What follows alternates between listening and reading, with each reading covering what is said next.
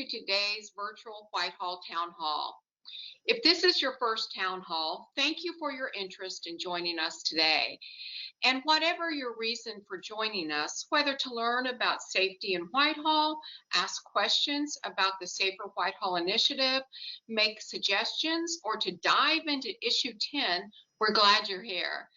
And before I introduce our chiefs, I would like to say thank you to our men and women in blue for all that you're doing for our community.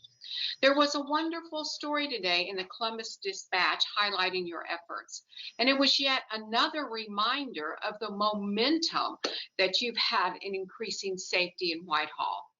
With that, I'd like to turn it over to Chief Crispen, who will share with you about our agenda for the town hall today. Thank you for joining. Thank you, Mayor, and as always, thank you for your undying support for law enforcement, public safety in Whitehall. What I would like to do is first say thanks to everyone else that may be on here, and even those who I know who are still working and may have to watch this later on the internet, on social media. We do appreciate you taking your time out of your busy schedule to learn about some of the initiatives that from the past and where we're headed in the future, as well as potentially issue 10 if you have some questions there, and we'll cover that just a little bit in the beginning. So the first thing I'm going to do is ask you to ask us questions, because as I've said from day one in 2016, what we really want to hear in these town hall meetings is we want to give you some updates, but more importantly, we've always used these and gained as much from these as we can by hearing from the community.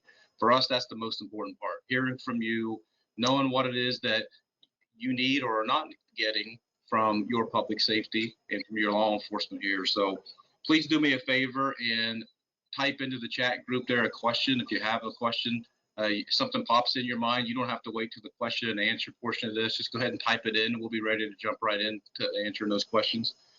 But first, I want to introduce Deputy Chief Kelso. Deputy Chief Kelso is going to go over their operations updates from the Safer Whitehall strategic plan, and then after him will be Deputy Chief Sharpless. Will cover the administrative and investigative side. So, Deputy Chief Kelso. Thank you, Chief. Thank you, Mayor, for having us. Just going to hit a few highlights here of the strategic plan as it relates to patrol and some of our operations. This year we started a theft campaign, a theft warning sign campaign, probably a better term for it, that we're really excited about. If you drive around the city, you will notice at about 10 different entrances into this city, you're going to see a bunch of signs coming into the city telling what's going to happen if you come here and you steal from our residents or you steal from our businesses. Essentially, the message is when you read it, when you look at it, you get it right away that stealing Whitehall, go to jail. That's the message we're trying to get out there. If you go to any of our shopping centers, especially Town and Country, take a swing through Town and Country Shopping Center right now, and I bet you're hard pressed to find one business up there that doesn't have at least one sign saying the same thing from us on their windows. Some of them have them across their entire windows and doors. That goes also for Great Eastern Shopping Center. We've got one at the entrance to Walmart. This campaign, this is a little bit different than just throwing a sticker up on, say, your door because you don't have an alarm system, but you want everyone to think you have one. That's not what's going on here. Here we follow through with charges. What those signs say, we take to heart. And when we're catching thieves stealing from our residents and stealing from our businesses, they're going to jail, they're getting charged. That's what we're doing. We've been doing that all for the last couple of years, and we're seeing it really make a difference. Next, I want to talk about our targeted crime blitzes and our directed traffic patrols. Essentially, these are two things where we grab, like the targeted crime blitzes, we will take a section of the city, maybe a couple sections of the city, and we will go after specific crimes or specific people that are committing crimes. And we will almost get as much of the police department involved as we can. We pull in detectives, undercover units, patrol units, admin, lieutenants, sergeants, and we saturate an area with a specific goal. For instance, we're looking for drug dealers coming into the city. We sometimes know where that's going to happen, and that's what we do is we go right after them. Thefts, car break-ins. We even do package delivery around Christmas time and other times of the year. It's not unusual for us to maybe follow around some Amazon trucks or some UPS trucks and make sure there's no one's jumping up on a porch and stealing items. These are targeted blitzes that we do to get specific criminals off the street. And most of the time, those are criminals coming into Whitehall to prey on our citizens and businesses. This year, well, since 2021, we've conducted 16 of these, and we've arrested 166 people that have come into the city doing that. Lots of those are for drug-related offenses or drug dealing, stolen cars, thefts, multiple types of gun charges, and felony warrants, including those for violent crimes and sexual offenses. We've recovered all kinds of drugs and guns. A good example of this, if you want, go to our Twitter feed or go to our Facebook feed. You will see a story from Channel 6 last week where with a reporter who embedded herself into one of these blitzes to watch. It's a really good story. You'll kind of get an idea. That was just a few days ago, and that produced 18 arrests, multiple crack, fentanyl, powdered coke, 4 guns, 2 stolen cars, and 4 wanted felons that were coming into the city, and we were able to take them all off the street that night. We also do what are directed traffic patrols. Those directed traffic patrols are specific to trying to get what we do. We do at least 3 a month, 1 per shift, sometimes more, but they specifically are going after behavior that causes crashes, speeding, stop sign, red light, aggressive traffic violations, and OVI, drunk driving. That's what we're focused on each of these. They're kind of like blitzes, but instead they're specific to patrol, doing a specific directed patrol on maybe a certain street or intersection. We get the data off of previous crashes and also predictive crashes through our crime analyst unit, where we believe the most crashes may occur in the next quarter or the next month, and that's where we set these type of things up. In addition to that, we also do some directed patrols based on citizen complaint. I get citizens that call me saying, hey, at this time of day, I'm seeing these cars flying up and down my road every single day. Well, we don't take that lightly, and I'll assign somebody to look into that and keep an eye out and do an actual patrol, maybe between certain hours that the citizens are telling me that's happening. So those are in addition to that. So those have resulted in 258 citations and 49 drunk driving arrests, just centered around those directed patrols in the last year. Now, this does come with its challenges. We've noticed, and we've noticed that the more proactive we are, the more crime we obviously take off the street, the more warnings it gets to the bad guys. So it's about being proactivity and having those officers to be proactive. And that's where, there's some challenges there. Blitzes we have to pull from everyone. And when we pull all those resources together, we're also pulling from those officers that are working, responding to calls. Many of our calls are 2-man runs because, maybe it's a domestic situation or a fight or something along those lines.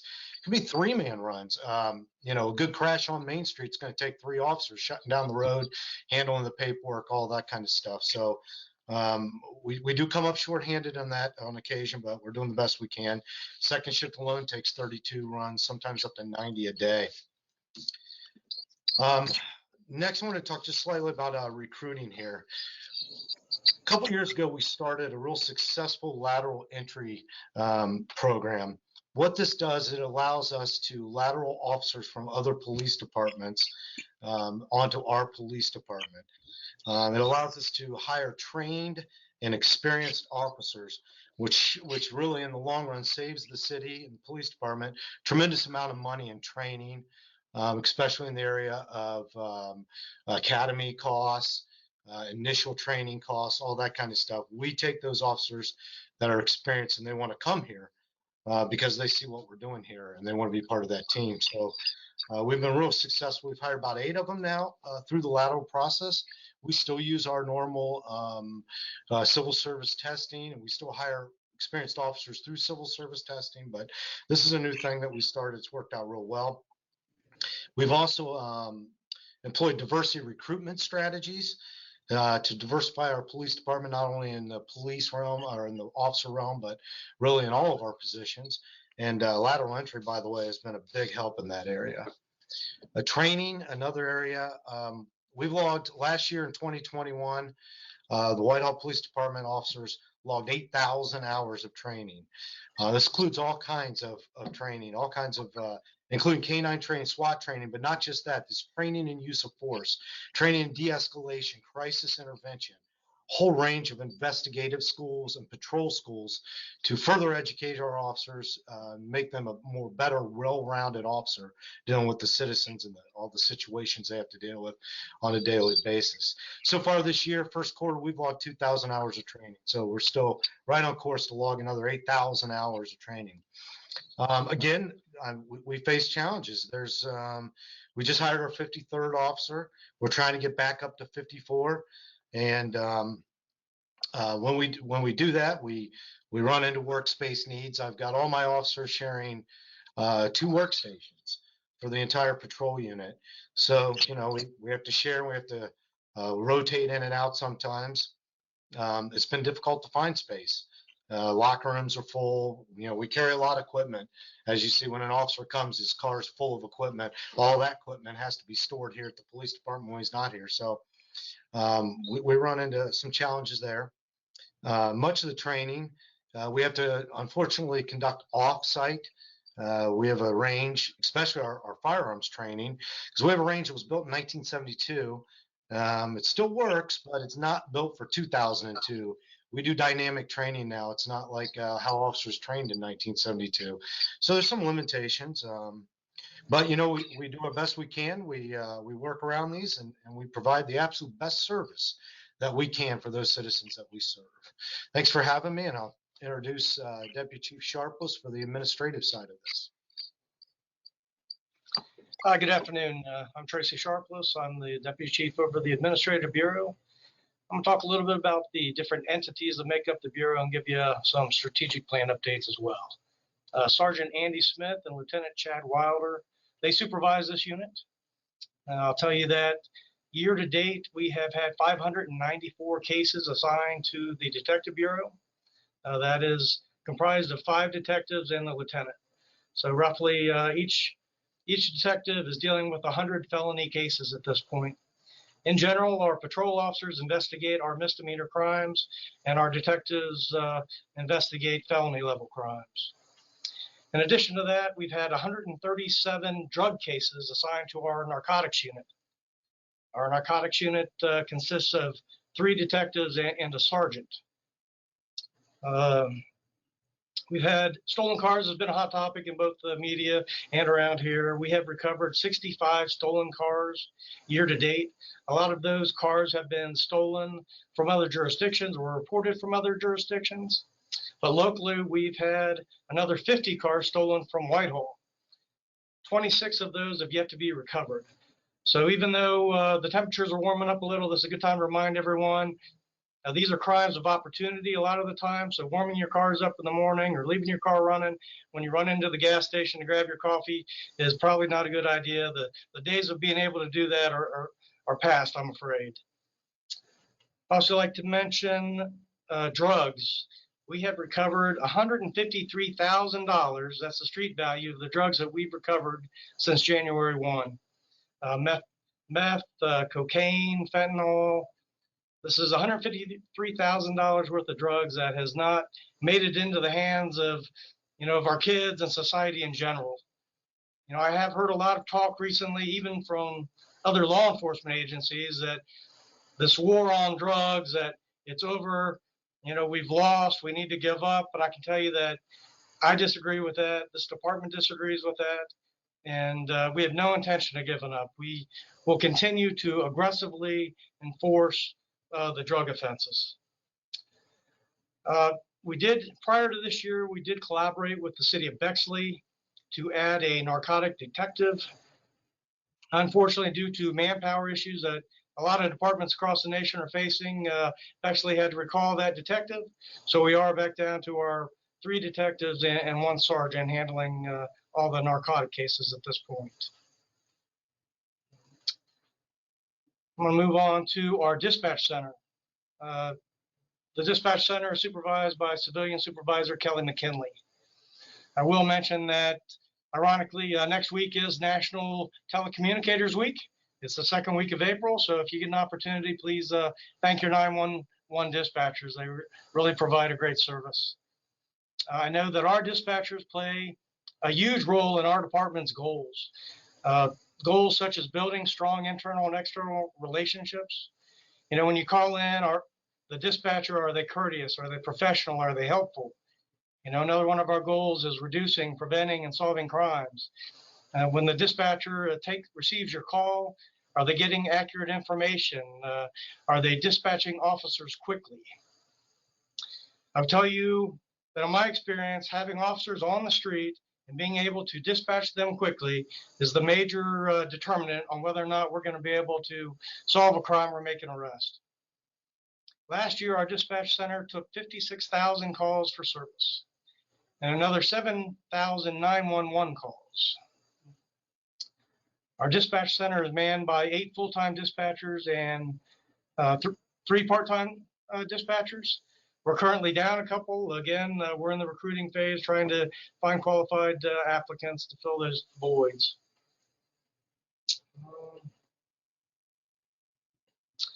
I'll mention that in addition to the manpower, the fact that we're down a couple dispatchers, you know, we have been struggling with our equipment in the radio room, our consoles. We do have older equipment. Occasionally they do go down. We've, unfortunately, and this sounds kind of funny, but we've actually been repairing them using used parts from eBay. They just don't make our equipment anymore. But nonetheless, if the equipment goes down, and occasionally it does, those calls are transferred to Bexley and Gahanna, so it's not going to interfere with our service. We will receive your call and we will respond to every call. Next, I'll move on to our property room. Thank you. Our property room is manned by 2 retired law enforcement officers. We have approximately 27,000 pieces of property in a room probably the size of most of your living rooms. It's kind of like a teenager's room. If you see the room, even though it's well organized, as you can see from the picture, we have property floor to ceiling, you know, in every nook and cranny. That's just the way it is. It's gotten to the point we've actually rented a cargo container, like one you would see on a cargo ship, and we've placed it in the back of the police department to kind of use as supplemental storage to put some of this stuff. Of course, it's well secured. We're watching it 24/7, and but nonetheless, at some point we would like to get all the property back inside the police department where we know that it's safe and secure. The last section I'd like to talk about is the clerical unit. Again, these are civilian employees, so they're managed by Kelly McKinley as well.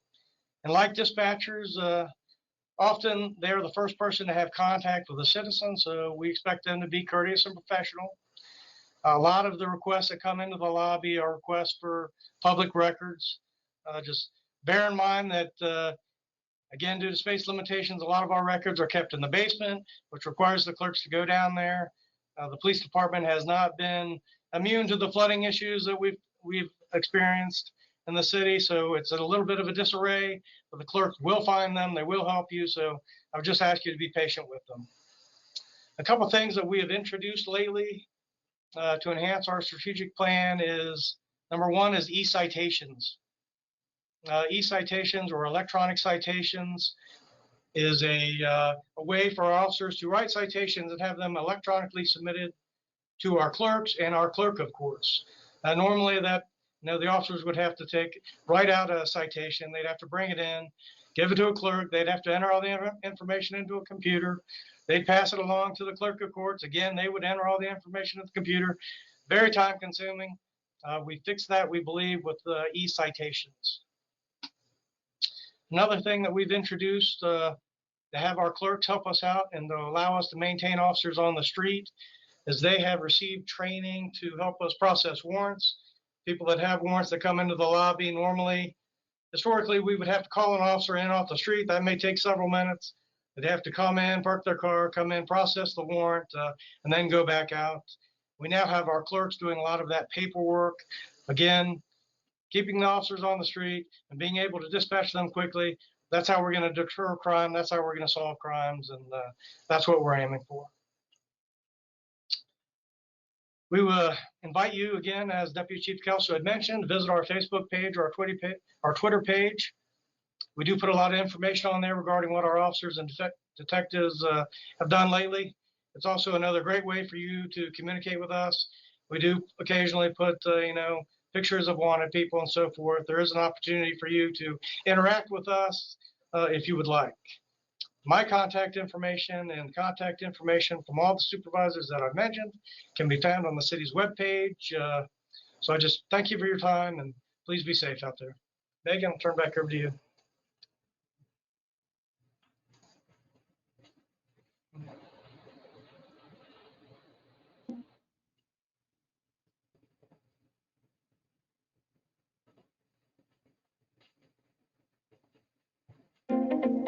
In my recent State of the City address, I shared that one of Whitehall's historical challenges has been crime, and that I wouldn't shy away from that fact.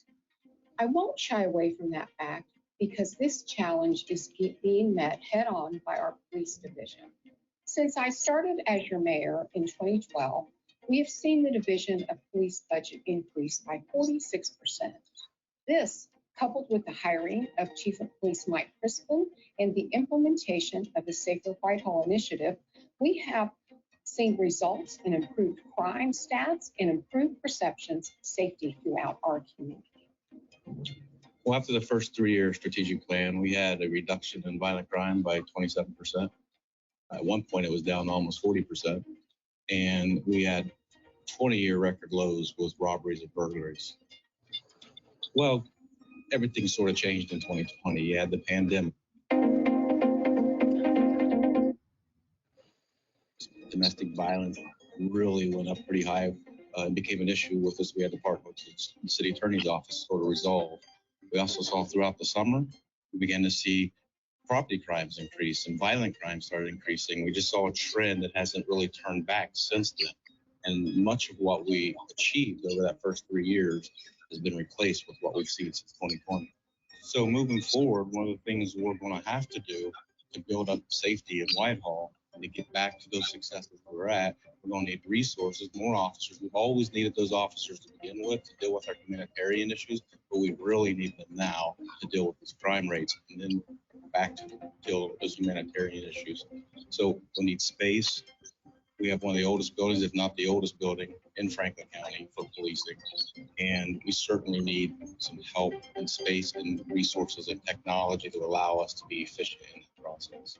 For example, you look at the East Side agencies, we're 50% or more in most areas of enforcement efforts and responsibility related to crime with less officers. And this is why I'm grateful to City Council and Mayor Maggard for placing the Safer Whitehall Levy, Issue 10, on the primary election ballot. Issue 10 is a 2.822 mil property tax levy. And if approved by the Whitehall voters, 100% of this revenue would support police operations and safety capital improvements. This would include the hiring of 6 new police officers, as well as the renovation and expansion of the police station.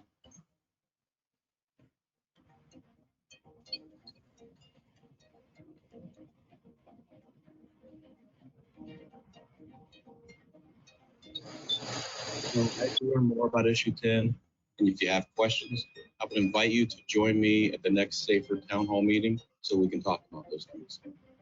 Please learn more about the Safer Whitehall levy before you vote in the primary election this year.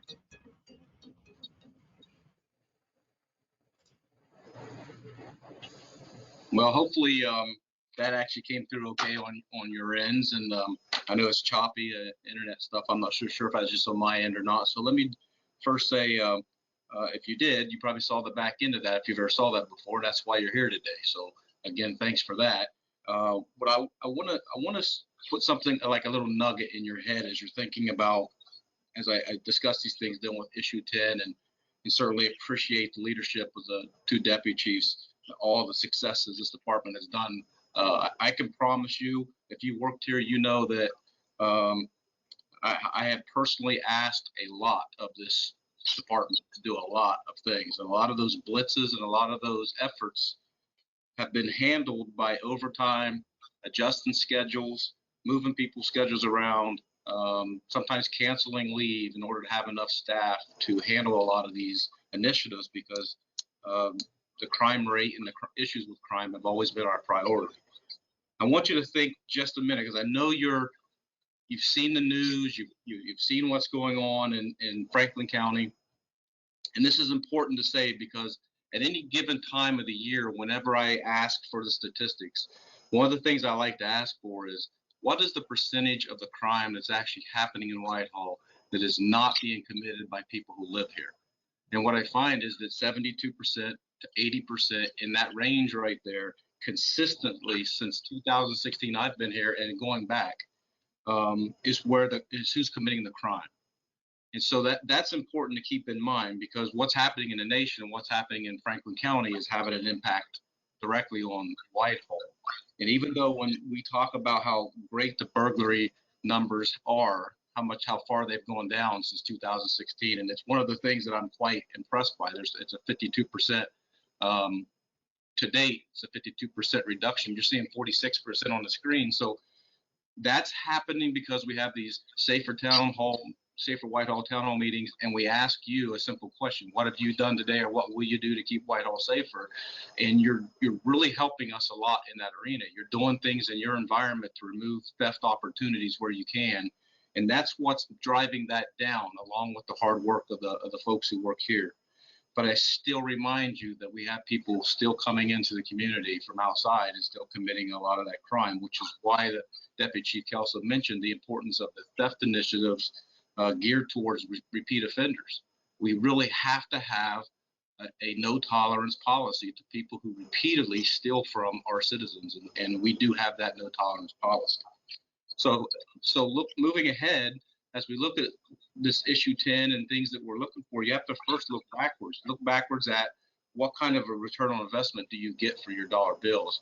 As has been mentioned already in the slides before that and the ones coming up, we have had a significant amount of support from the citizens and from the city council and from the mayor.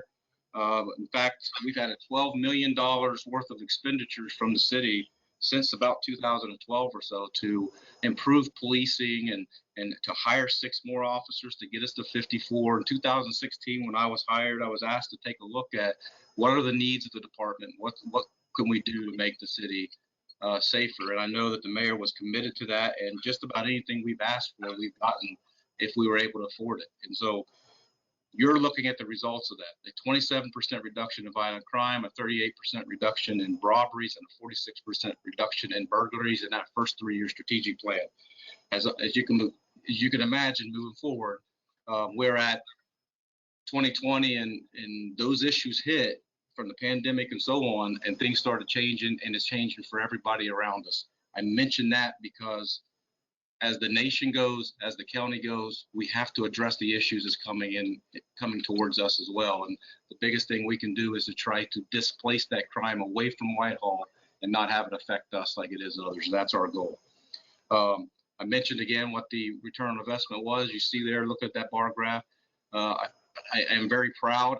I'm proud of the department for the burglary numbers, but I just can't reiterate enough how proud I am of the citizens and the community to help us and listening to us and telling us what you need and where you need us to be to prevent this crime. That burglary number is literally evidence of removing theft opportunities from your environment, things we preach all the time. And you've done that, and we really appreciate that. The far right, you're looking at the theft arrests that the officers and the blitzes that the deputy chiefs have mentioned, both from narcotics and from the theft initiatives.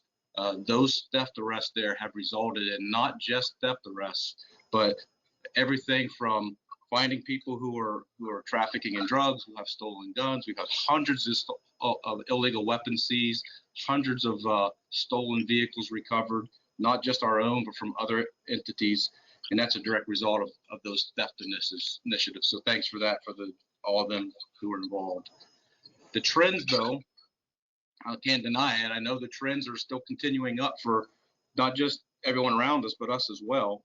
You can see from 16 where we really hit it pretty hard with taking a strong stance against theft in our community, and it had a direct correlation right below it to violent crime and robberies going down.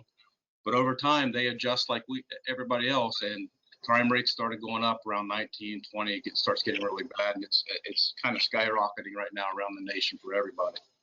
So one of the things moving forward I want us to think about is, what do we need to do still? And what we need to do is to continue things like community engagement. Those things we're going to do no matter what. Those are things we're absolutely going to do. There's nothing that we're doing now that's going to ever stop as long as I'm here, and as long as these gentlemen are here, as long as these officers are here. We're always going to have people focused doing their job. But if you look at this situation, this slide you're looking at now with one of our bike patrol officers, most of those types of special events that you're seeing are done either on overtime, sometimes they're done on their own time, because they still have road patrol duties that they have to do. They have to respond to calls, they have to work the regular shift.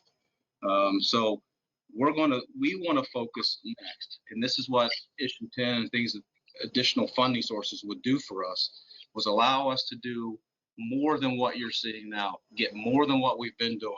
We have yet to have the resources to deal with the humanitarian issues that I've talked about since 2016.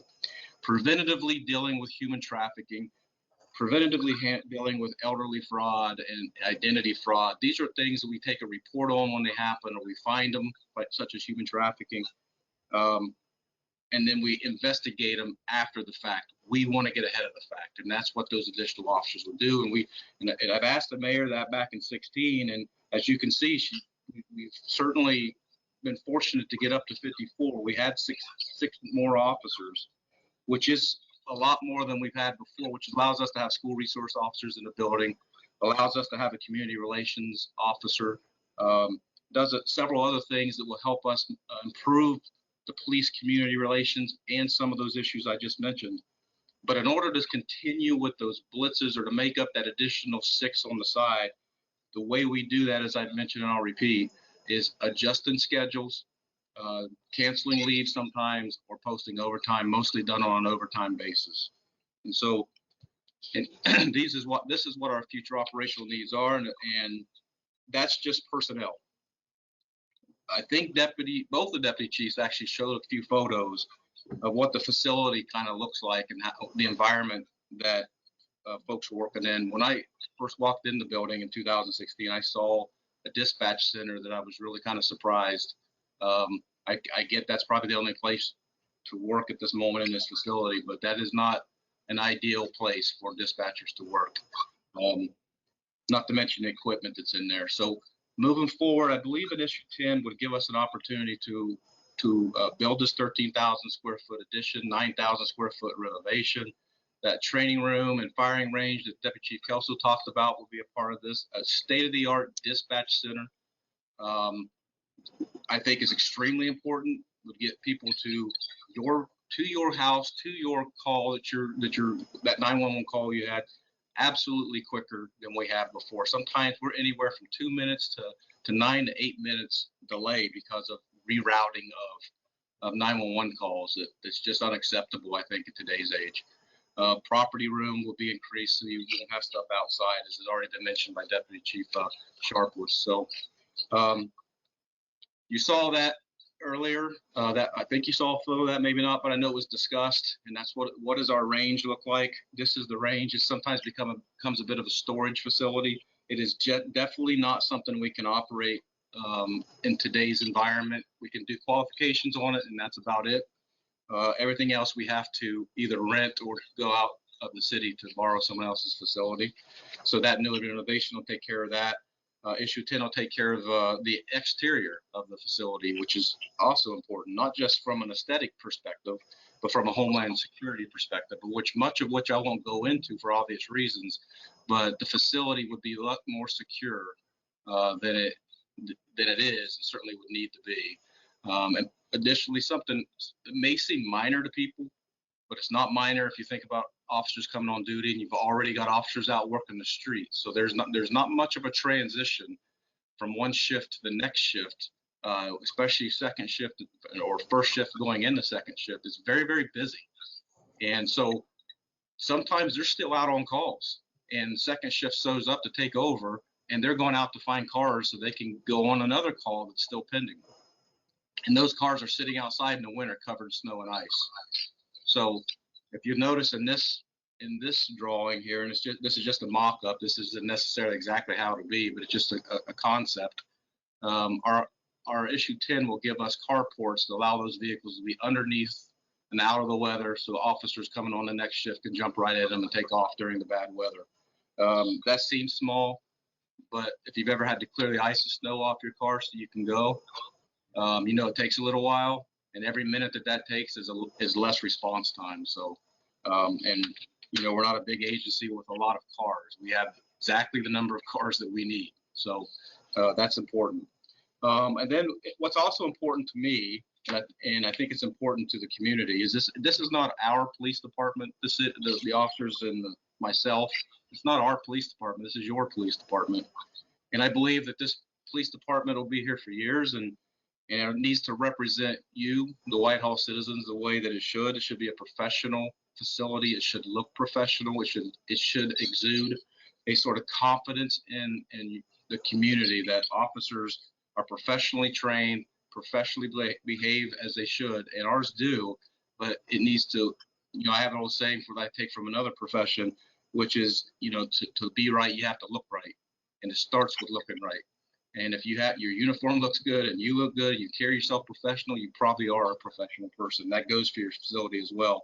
And what's really important to me is, as this is your facility, it is your agency, but I couldn't think of anybody else more important to represent the professionalism of this organization, the professionalism of the city, than Officer Terry McDowell, which is an officer that was killed in the line of duty here. And this front entrance here will be historical. It'll be for assistance to domestic violence and other people of need, if they need to come in and get some help from us.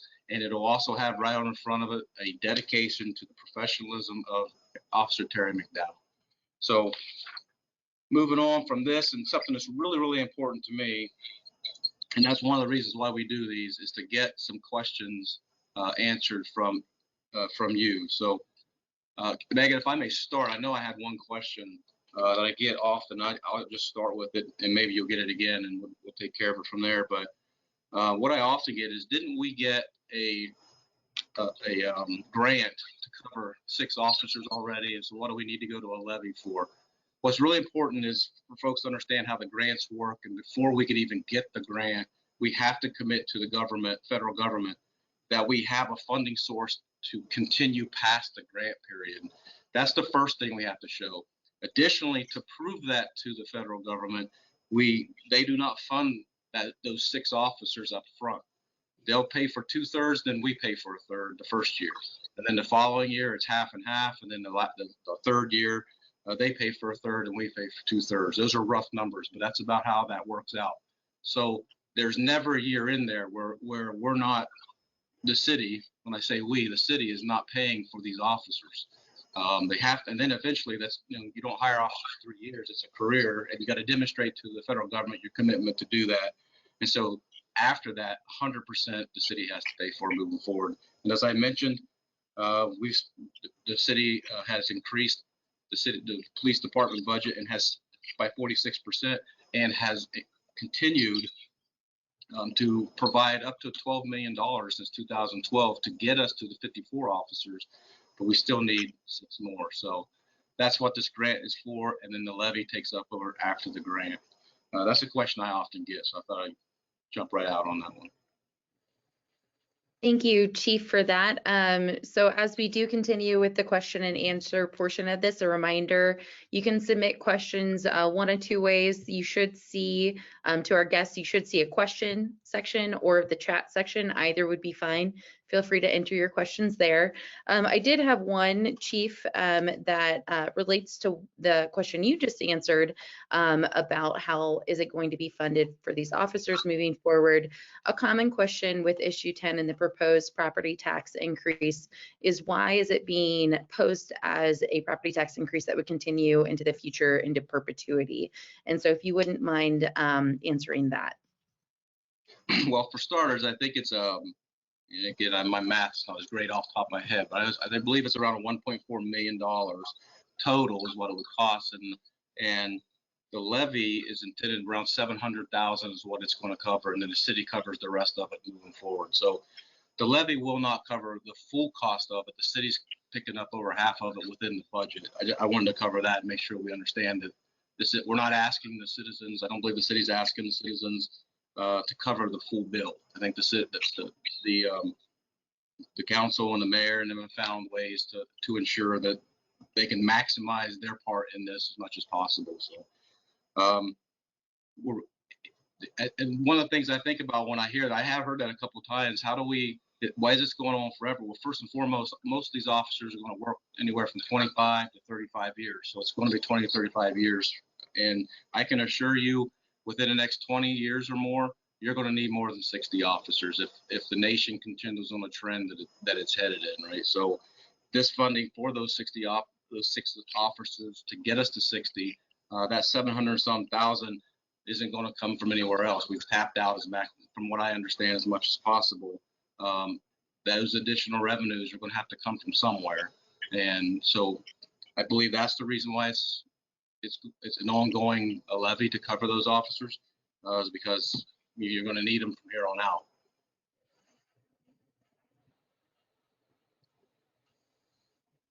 Thank you, Chief. Another question that was submitted in advance, and I think you covered it a bit when you were talking about the increased number of officers, but the question was, I see a lot of speeding on my road, so will the additional 6 officers rather be on patrol and help address those issues? Yeah, I'll answer part of this, and I'll turn it over to Deputy Chief Kelso to let him tell you what he can do with additional officers in the patrol environment. But first and foremost, yes, majority of those 6 will go to the road patrol. As we've mentioned before, second shifts can be so busy that as soon as they start until they end, they're on calls. And so we do know there is a direct correlation for sure in law enforcement and shown here in Whitehall between proactive work and reduction in crime rates.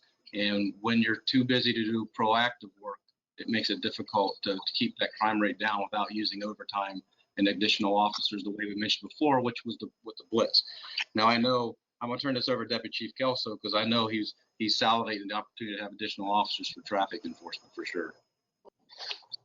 Yeah, well, thanks, Chief. I think you summed it up real well there. But in policing, we have something called a minimum, and that means the minimum number of officers that I need to handle those calls on the street.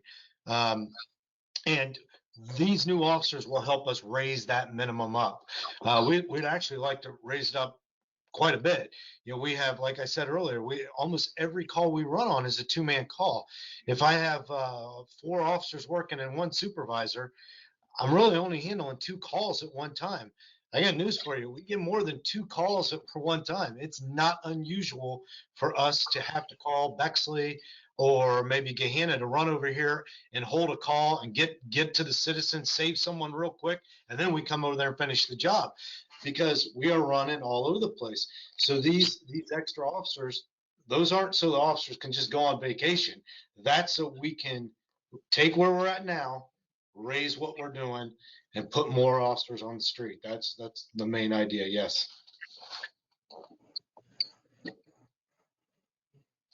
Thank you, Deputy Chief Kelso. Reading another question that was submitted. So this person asked, they understand that we provide a lot of mutual aid to outside agencies. Could the new officers be funded if we just charged for that mutual aid, providing that aid to others? With the mutual aid, there used to be, I guess that almost takes give me 30 seconds, give you a quick history on the mutual aid itself. The mutual aid was something that was an agreement. That's the reason why I call it the mutual aid sort of thing. between all the entities. It was managed by the Franklin County Prosecutor's Office, and all the agencies sort of had to sign MOUs, how we would respond to help each other. At that time, maybe the answer to that question during that period could have possibly been yes. But the higher revised code now has it sort of all linked, that it absorbed that MOU that we would respond to help each other, and we have the authority to do so. What I would argue, if there was an angle to charge those other folks, that we also would have to get charged when they help us. And we just mentioned a second ago that how often we have to reach out to Bexley, Gahanna. I think they would ultimately be offsetting, but one of the two entities would have to pay a little bit more than the other. I'm not so sure all the administrative costs in processing those invoices would be worth it. But I certainly appreciate the concept behind it. But in the end, I think often we need help a little bit more than Bexley does. So you might find us paying Bexley. Thank you, Chief. Some questions that are coming in from attendees. Will the new design of the police department help with the flooding in the basement that used to occur? Oh, yeah, absolutely. I think it'll completely put an end to it for us.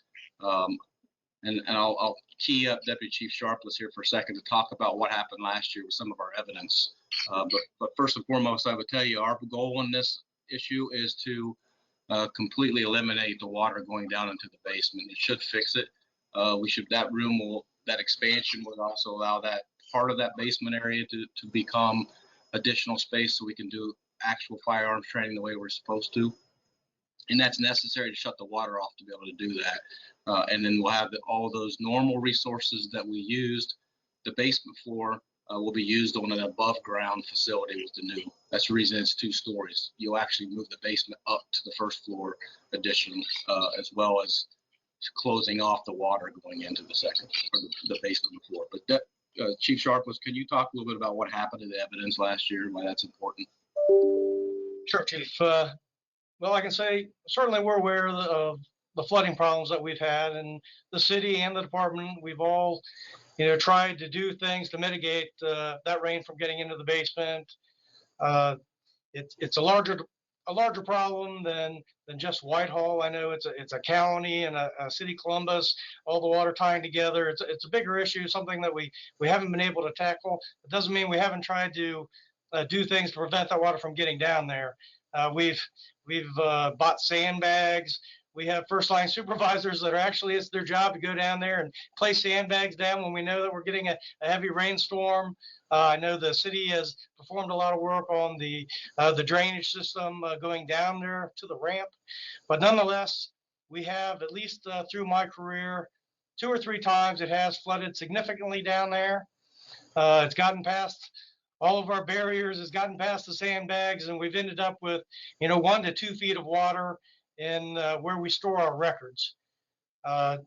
We've learned our lesson, from day one. After the first time we built the platforms and put them a little bit higher, and then lo and behold, the next rain was just a little bit higher where they still got wet.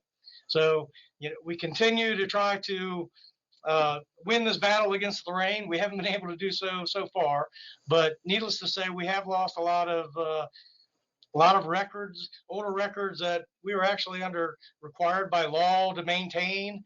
And we've had to destroy some of those just due to the rain, them being soaked, and the mildew, and there's exceptions to that. If they get mildew and everything, we just got to get rid of them for public safety. So needless to say, we're doing everything we can to mitigate those problems, but we do have flooding issues. The new plan will eliminate that ramp altogether.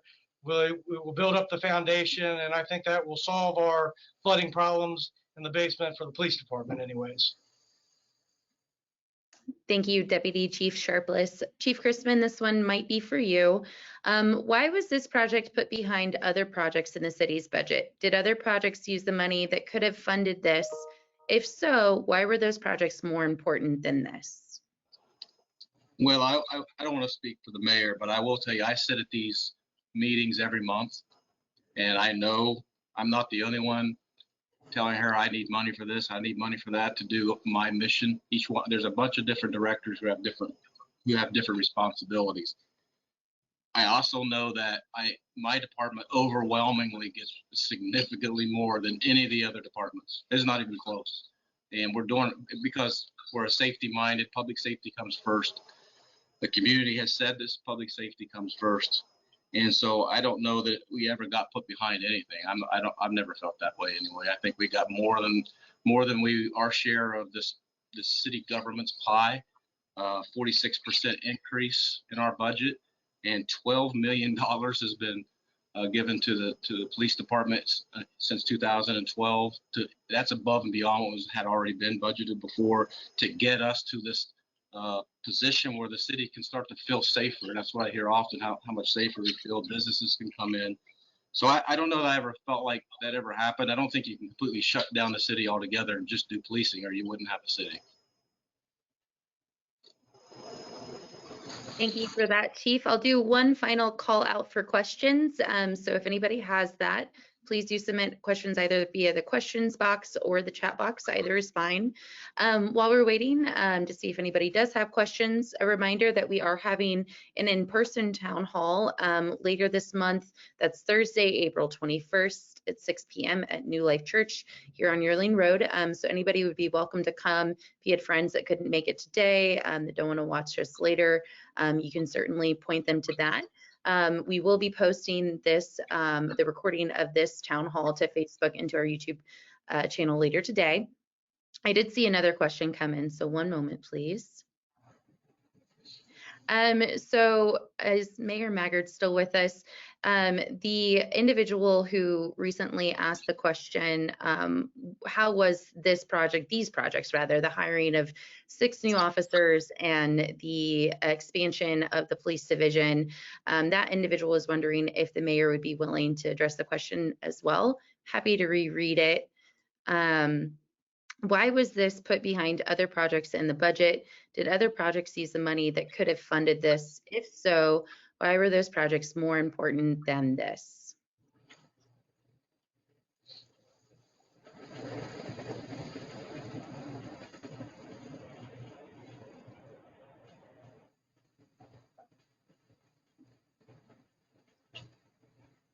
I'm so sorry, I can't see all the presenters. Mayor, are you still here? We'll follow up on that. All right, any other questions?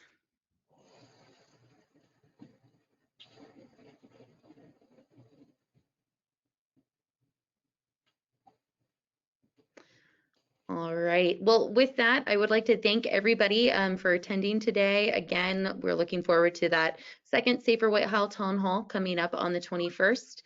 Look for this to be posted to social media. And of course, if you have any questions, you're welcome to submit them via the city's website or to one of the chiefs that you met with today. So thank you all for attending.